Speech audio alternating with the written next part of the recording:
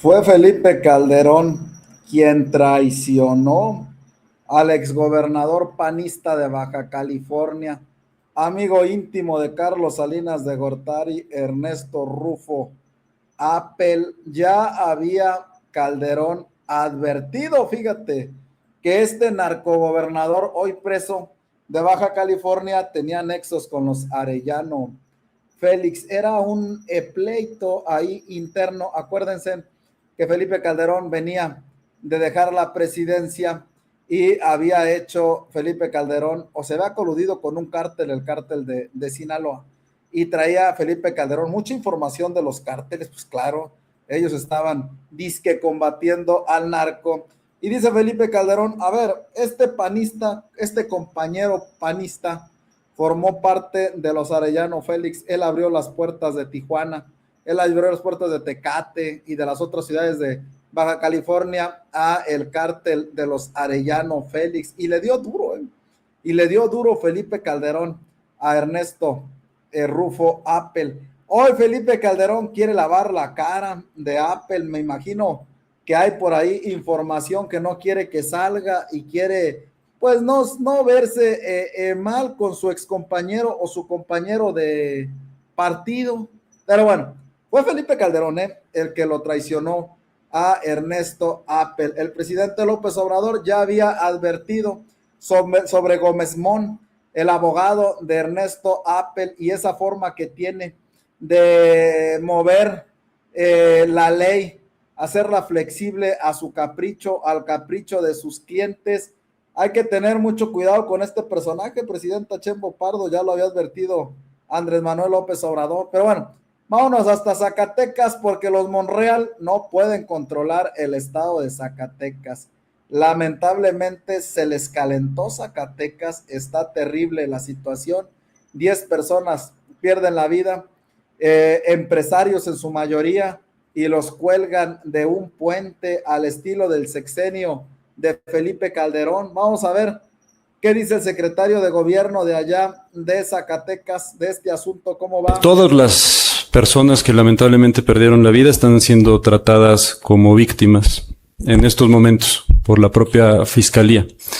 Sin embargo, como en todas las investigaciones, ya será la propia Fiscalía quien pueda ir, digamos, desagregando cada una de las responsabilidades y qué fue exactamente lo que sucedió con cada una de las personas que perdió la vida, lamentablemente. En el caso del expresidente Ignacio Castrejón, queremos mencionar que la información que se tiene es que ahí hubo una privación de la libertad alrededor de la 1 de la mañana del día sábado.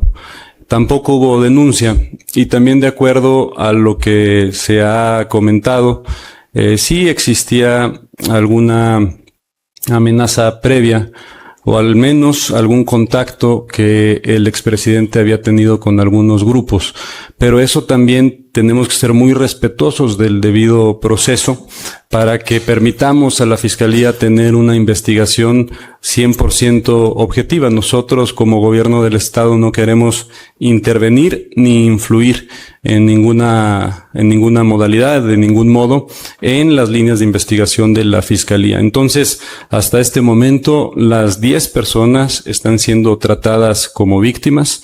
Sin embargo, en cada uno de los casos de cada una de las víctimas se tendrá que investigar qué fue lo que sucedió y de ahí determinar cuáles son las ramificaciones de cada uno de los casos. Aunque se trata de un solo o de 3 eventos, cada uno de los casos de las 10 personas tiene que ser investigado de manera individual y después permitirle a la Fiscalía llegar a una conclusión. Sobre los grupos, si se ha identificado o no, sabemos que aquí en Zacatecas hay 2 grupos de la delincuencia organizada que operan, que tienen presencia, es el Cártel Jalisco Nueva Generación y el Cártel de Sinaloa, y en estos momentos pues está también determinando quién de estos grupos, cuáles de estos 2 grupos pudieron haber participado en este hecho tan cobarde que se llevó a cabo. Bueno, Vamos a ver qué sucede allá en Zacatecas, que repito, se les calentó la plaza a los Monreal. Pero bueno, ya contestó Natalia Torres. ¿Se acuerdan de Natalia Torres, la fifí que dijo que las mujeres no tenían derecho a votar? Que la gente pobre no tiene derecho a votar, que únicamente pues las cabezas de las familias que tengan dinero. O sea, los viejos ricachones, hombre, eran los únicos que tenían derecho a votar. ¿Se acuerdan ustedes que le contestó a la presidenta Sheinbaum?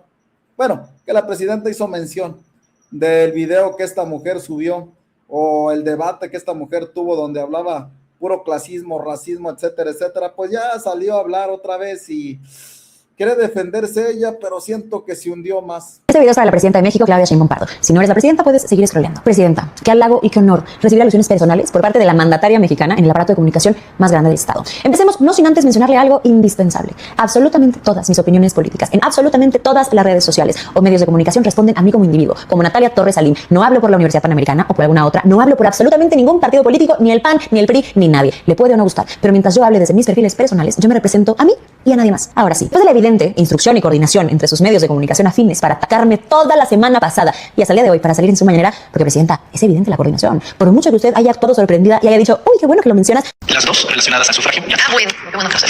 A ver si pones no sé si las tienen. Es académica, ¿no?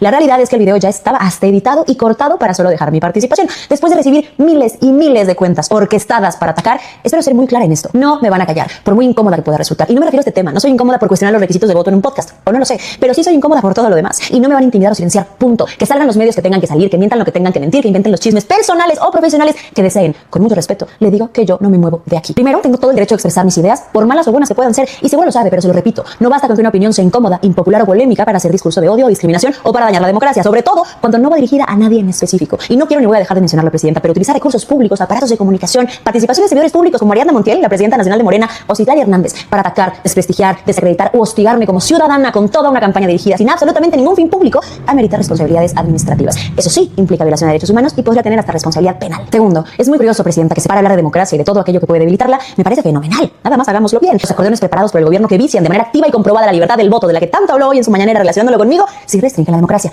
Mi opinión, no. Construir un partido financiado con recursos ilícitos restringe la democracia. Mi opinión, no. Financiar campañas electorales de narcos restringe la democracia. Mi opinión, no. Pagar programas sociales con dinero de los cárteles de México restringe la democracia. Mi opinión, no. ¿De verdad le importa que todas las voces tengan un peso, como lo mencionó sin parar en su conferencia de hoy? Sin importar que piensen la cantidad de dinero que tengan, de dónde vengan o si estudian o no, demuéstrelo. ¿Quiere enseñarme a ser una verdadera demócrata? Aquí estoy. Discutamos estos temas y abra el espacio en su misma conferencia de prensa para debatirlo y escuchar a todas las voces, porque eso es lo que usted defiende, ¿verdad? No limitar absolutamente ningún derecho humano y menos el de expresión, ¿no? Usted estrenó hace poco el apartado derecho de réplica en su mañanera y me parece importantísimo en este punto recordarle que el Estado no es titular de derechos humanos. Los ciudadanos sí, y ese derecho en todo caso le corresponde a todo aquel expuesto por usted en su conferencia matutina. Posicionarme en contra del aparato estatal o cuestionar las terribles y claras deficiencias de esta democracia no es violatorio de absolutamente nada. Cero. Tomó mucho tiempo de la mañanera para hablar de la restricción del voto a la mujer y de un voto por familia, temas que jamás salieron, ni han salido ni saldrán de mi boca y me deslindo por completo de ellos. Así como jamás dije que el voto debiera estar condicionado a los grados académicos, así como tampoco utilicé en ningún momento la palabra pobre. Pero ¿sabe algo? ¿Sabe quién tuvo la osadía de comparar a los pobres con animalitos que no piensan y que no pueden perseguir su propio alimento? La justicia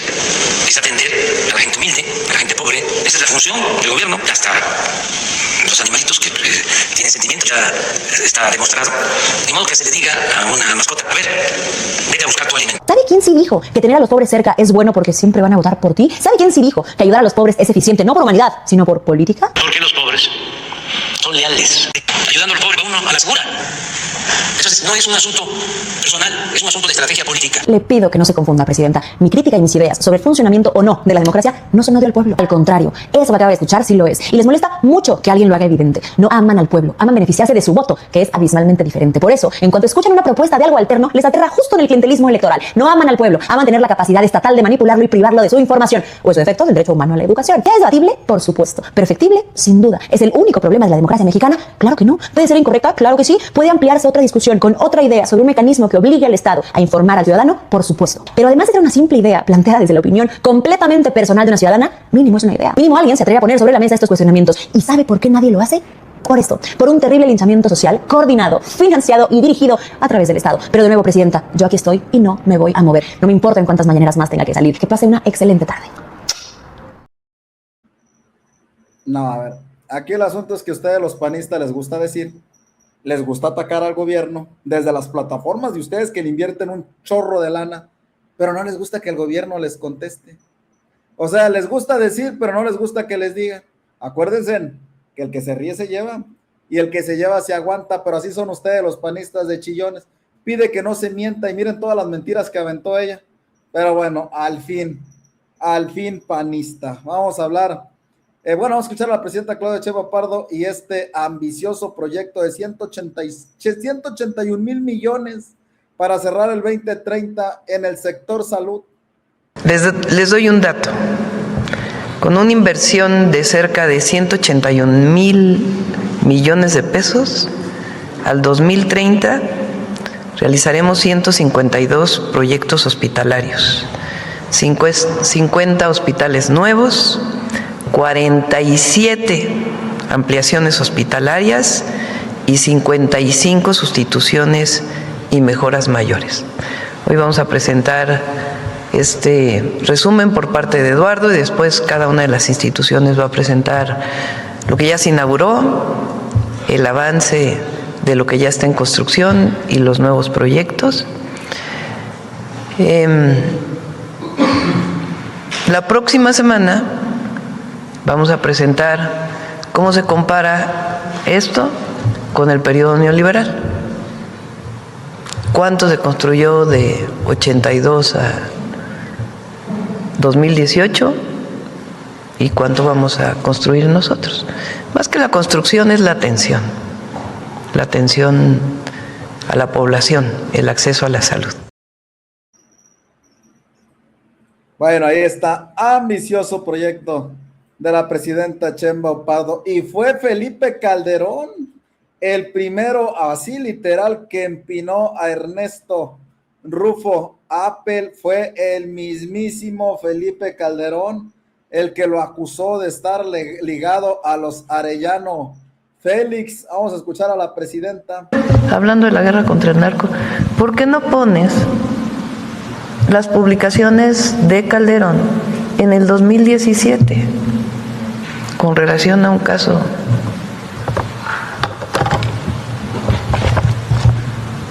10 del 17.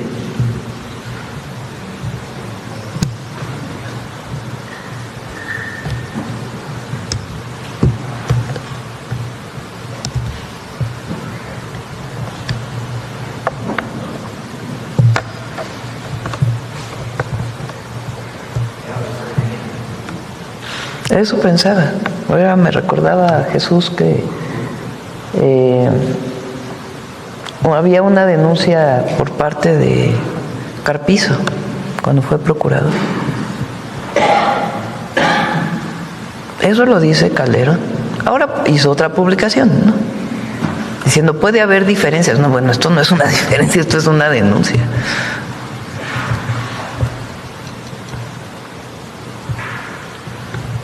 Gracias. Hubo, durante ese periodo, aparte de lo que ya sabemos, de que pusieron, de que quien estaba encargado de la supuesta guerra contra el narco, su secretario de seguridad, se alió con el narco. Además de eso, hubo un periodo de hacer grande al narco, como si fuera un modo de vida. Pues eran los grandes personajes de México. Bueno, no salió hasta en la revista Forbes un narcotraficante. Es decir, se enalteció estas figuras. Bueno, el exsecretario de Aduanas a nivel federal habla de este caso también de Ernesto y todo lo acusa, todo lo acusa. La Agencia Nacional de Aduanas lo que hizo fue que detectó que los dueños, los permisos de importación de esos combustibles estaban a nombre de la empresa Ingemar. Uh-huh. Y pues eso se sigue casi de oficio, ¿me entiendes? ¿No? O sea, nosotros eso lo reportamos a la fiscalía Y la Fiscalía se encargó de armar las carpetas, empezaron a hacer las investigaciones, porque era la principal empresa que importaba esos combustibles. Entonces usted detecta, digamos, que hay operaciones irregulares de esta empresa Ingemar y le da vista a la Fiscalía General de la República.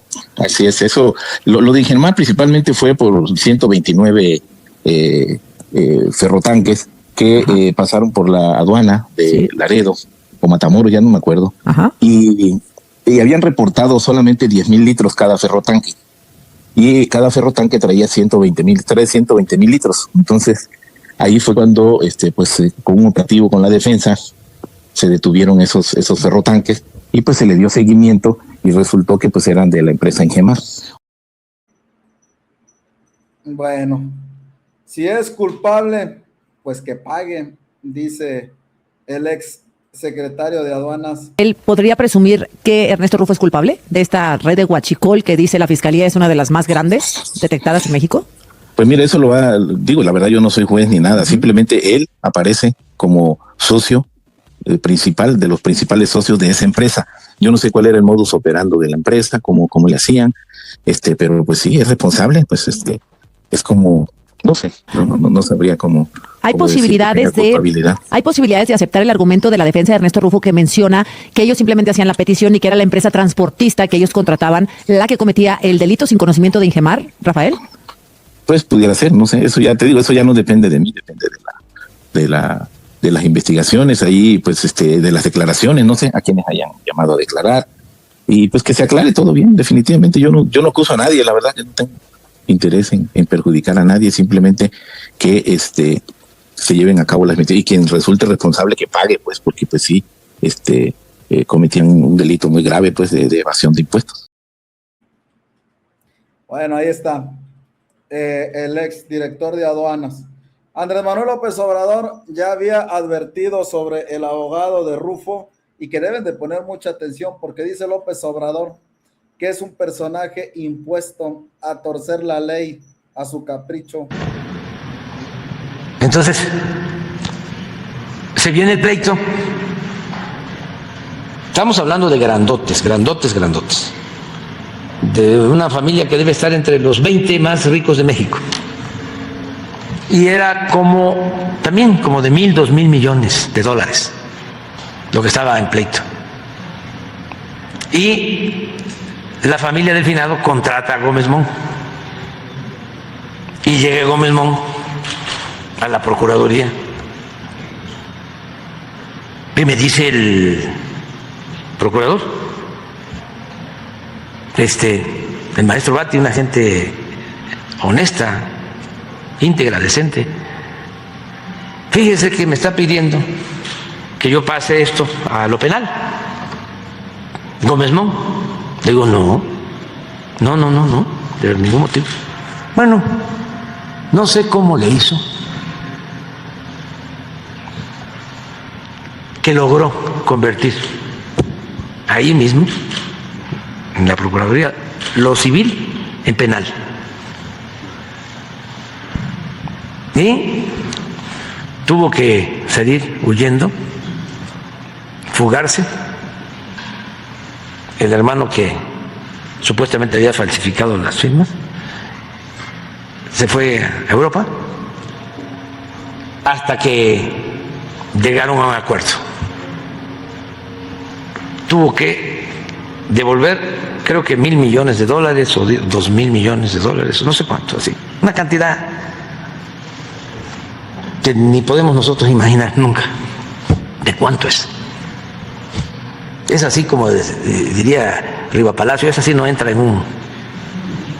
una maleta. Imagínense cuánto se ganó por el juicio, por el servicio como abogado Gómez Mon. Se cobró 1,000 o 2,000, pues como el 10%, $100 millones. Entonces, ¿cuánto? O 50. ¿Y cómo le hizo? Pues sobornando autoridades o haciéndolos cambiar de parecer o mediante sobornando autoridades, haciéndolos cambiar de parecer. Fíjense cómo trabaja Gómez Mon, deberá estar muy al pendiente Omar García Harfuch, Ernestina Godoy, todos los que llevan este caso, porque este cuate es capaz de sacar a Ernesto de la cárcel. Pero bueno, vámonos y nos vemos en unos minutos más con más información. Gracias.